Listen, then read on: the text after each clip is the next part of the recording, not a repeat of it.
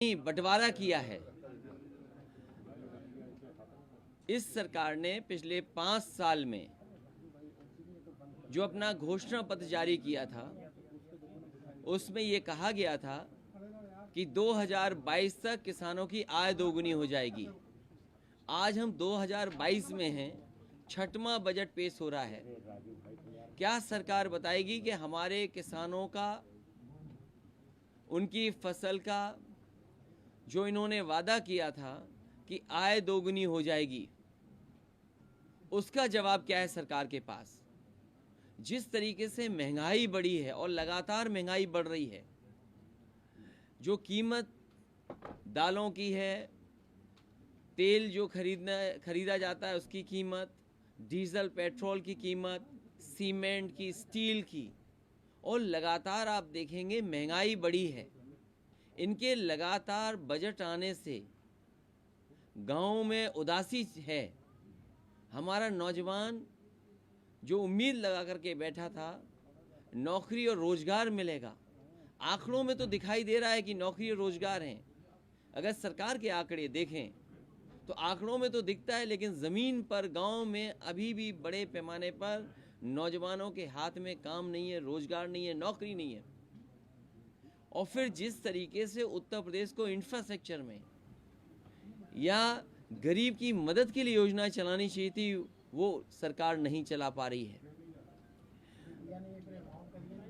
जो गरीब हैं, जिन्हें वादा किया था कि गेहूं भी मिलेगा, चावल भी मिलेगी, वहीं तेल भी खाने को अच्छा मिलेगा, चना भी मिलेगा, और अगर हम आंकड़े देखें, सरकार करोड़ों बता रही है कि इतने करोड़ लोगों को, गरीबों को पहुंचाया है इन्होंने अनाज।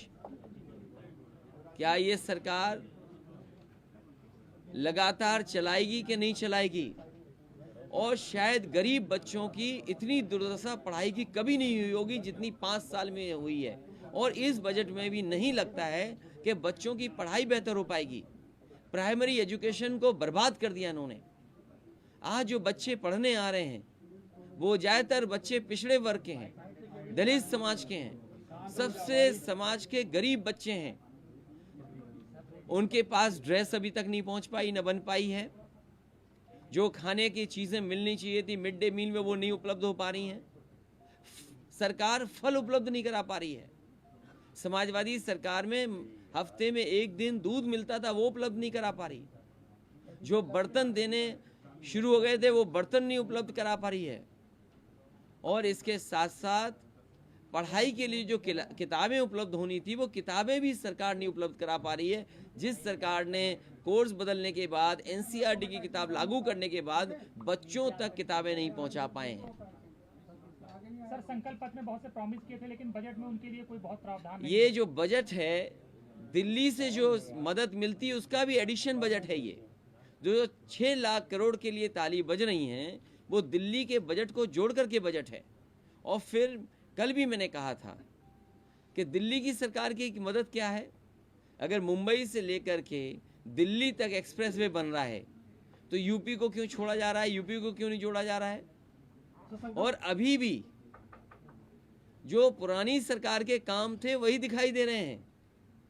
सैनिक स्कूल कोई नया नहीं बना। अगर कोई सैनिक स्कूल के लिए बजट दिया गया हो तो बताओ, वही पुरानी सरकार के जो सैनिक स्कूल हैं वही हैं। मेडिकल की जो व्यवस्थाएं थी गरीबों के लिए, ये दावा करती है सरकार कि मेडिकल कॉलेज लखनऊ में इतने ओपीडी हैं, इतनी संख्या में पीजीआई में लोग आते हैं, इतनी संख्या में लोग आपके लोहिया इंस्टीट्यूट में इलाज कराने आते हैं। लोग लाखों की संख्या में लखनऊ इसलिए आ रहे हैं क्योंकि जिले स्तर पे जो आपके अस्पताल होने चाहिए वो बर्बाद हो गए हैं। धीरे-धीरे कहा गया था संकल्प पत्र में कि गन्ना किसानों का भुगतान पूरा कर दिया जाएगा और महीना गुजर गया। किसान के गन्ने का भुगतान का तो सरकार बताती है, लेकिन सरकार कभी ये नहीं बताती कि बकाया कितना है। क्या इस बजट में किसानों का अभी तक जो बकाया है पैसा वो मिल जाएगा? सरकारी सहकारी चीनी मिलों का तो सरकार बजट में रखे, लेकिन जो प्राइवेट मिल हैं उनका पैसे का भुगतान कब तक हो जाएगा? इस बजट में समाजवादियों ने सपना देखा था कि हमारे गरीबों की दवाई के साथ साथ इलाज और बिजली भी फ्री होगी। 300 यूनिट फ्री बिजली का वादा किया था, लेकिन इस सरकार तो लगातार महंगाई बढ़ा रही है। कहा जा रहा है गड्ढा मुक्ति के लिए एक्सप्रेसवे के लिए और बजट लाया जा रहा है और एक्सप्रेसवे बनाए जाएंगे उत्तर प्रदेश। जो राइडिंग क्वालिटी पिछले एक्सप्रेसवे की थी वो एक्सप्रेसवे की क्वालिटी नहीं है। और जहां छुट्टा जानवर गौवंश सेवा की, गाय सेवा की बात कही, वहीं दबाव बना रही है सरकार के लोग भूसा दान दें। कोई सोच सकता है कि जब बजट पेश होना है, बजट में ये चीज़ें शामिल हों, लेकिन सरकार भूसा तक उपलब्ध नहीं करा पा रही है और भूसा के लिए भी जबरदस्ती दान चाहती है कि लोग दान करें। महिला हेल्प डेस्क खोलने की बात कही जा रही है, कुल मिलाकर बजट पे क्या पिछले 5 साल में धोखा मिला। ये आंकड़ों का एक मखर जाल है जिसमें आप ढूंढते रहिए आपके लिए क्या है, आप ढूंढते रहेंगे आपको मिलेगा ही नहीं आपके लिए क्या है। सवाल ये है कि किसान की आय दोगुनी कब होगी, हमारे उत्तर प्रदेश के नौजवान उनको नौकरी रोजगार कब मिलेगा। आज भी बड़े पैमाने पर भर्तियां सरकार नहीं कर पाई, पेपर आउट हुए हैं। और एसआई जैसी भर्ती सोचिए, इतनी तैयारी के साथ की गई हो और उसमें घोटाला हो गया हो। 100 के लगभग लोग पकड़े जा चुके हैं। अगर 100 तक के लोग पकड़े जा चुके हैं, सरकार ये जानती है कि एसआई भर्ती में करप्शन हुआ है, इलीगल मीन्स से लोगों को पास किया गया है, तो इस परीक्षा को कैंसिल क्यों नहीं कर रहे? महिला सुरक्षा के लिए महिला डेस्क खोलने की बात कही जा रही है, सरकार बजट में बता रही है। जो अनुदान है दिया जाना था वो इस बार बजट में चर्चा किस चीज़ का अनुदान मदरसे की आपके समय में 125 करीब 150 ऐसे थे। देखिए, मैंने तभी आपसे कहा कि ये बजट छठा है, लेकिन इस छठे बजट में सब कुछ घटा है। लेकिन सुरेश खन्ना तो कह रहे हैं कि 16% 2016 में बेरोजगारी था, अब जो है 2.9 हो गया है।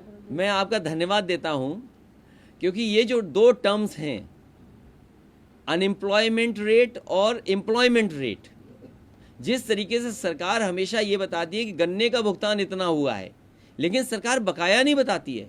इसी तरह सरकार हमेशा ये कहती है अनएम्प्लॉयमेंट रेट हमारा ये है, लेकिन एम्प्लॉयमेंट रेट क्या है? सर कहा जा रहा है महिलाओं के लिए महिला डेस्क खोला जाएगा, सुरक्षा बढ़ाई जाएगी और सुरक्षित महिलाओं की जाएगा उत्तर प्रदेश में। इस सरकार ने पिंक बूथ बनवाए, 1090 का बजट बर्बाद कर दिया, आशा ज्योति केंद्र बर्बाद कर दिए, 181 में जो पर्याप्त बजट होना चाहिए वो भी नहीं है। आज सबसे ज़्यादा एनसीआरबी के आंकड़े कहते हैं, जो एनसीआरबी के आंकड़े कहते हैं वो ये कहते हैं कि सबसे ज़्यादा महिलाओं पर, बच्चियों पे घटनाएं अगर कहीं हो रही तो उत्तर प्रदेश नंबर 1 है। और दूसरा जो पिछले साल का आंकड़ा है, अगर उस आंकड़े को आप देखेंगे तो सबसे ज़्यादा हत्याएं अगर किसी प्रदेश में हुई हैं तो वो उत्तर प्रदेश में हुई हैं। ये एनसीआरबी का डाटा कहता है। 12 लाख टैबलेट देने की बात कही जा रही है, तो कहा जा रहा है बजट में 12 लाख टैबलेट का प्रावधान है। जिस सरकार ने लैपटॉप में नौजवानों को धोखा दिया हो, जिस सरकार ने स्मार्टफोन में धोखा सरकार को दिया हो, उस सरकार से क्या उम्मीद करेंगे आप? मैंने आपसे कहा ये छठा बजट है और सब कुछ घटा है इसमें। परसेंटेज क्या होगा? 10 और ये बजट नहीं, ये बंटवारा है। नेता विपक्ष कितना नंबर देंगे? नेता विपक्ष इस सरकार को इसलिए नंबर नहीं देंगे जिन्होंने पिछले 5 साल का अपना संकल्प पत्र पूरा ना किया हो। उनसे क्या उम्मीद कर सकते हो इस छठे बजट में? सबसे बड़ा बजट है अब तक का। हर साल इस तरह बजट बढ़कर के आएगा। जो अगली बार बजट आएगा वो इससे बड़ा बजट आएगा, वो उस समय का सबसे बड़ा बजट होगा। नहीं, रेटिंग हम इसलिए नहीं करेंगे कि सरकार का, देखिए कहने का तरीका क्या है। मैं अपने पत्रकार साथियों से भी कहूंगा, क्योंकि सरकार के लोगों से आपको मिलने का मौका मिलेगा। ये बजट में कहते हैं हमने किसानों को गन्ने का भुगतान इतना किया है, लेकिन ये सरकार बकाया क्यों नहीं बताती है? सरकार ये कहती है अनएम्प्लॉयमेंट रेट ये है, तो सरकार एम्प्लॉयमेंट रेट क्यों नहीं बताती है? सरकार का ये आत्मनिर्भर बनाने का बजट है उत्तर प्रदेश के लिए। आत्मनिर्भर तो है ही नौजवान, जिन पे नौकरी और रोजगार है ही नहीं किसी पर। बहुत धन्यवाद आप सबका, प्रेस के साथियों का। मुझे उम्मीद है कि आपको भी बजट अच्छा मिला होगा।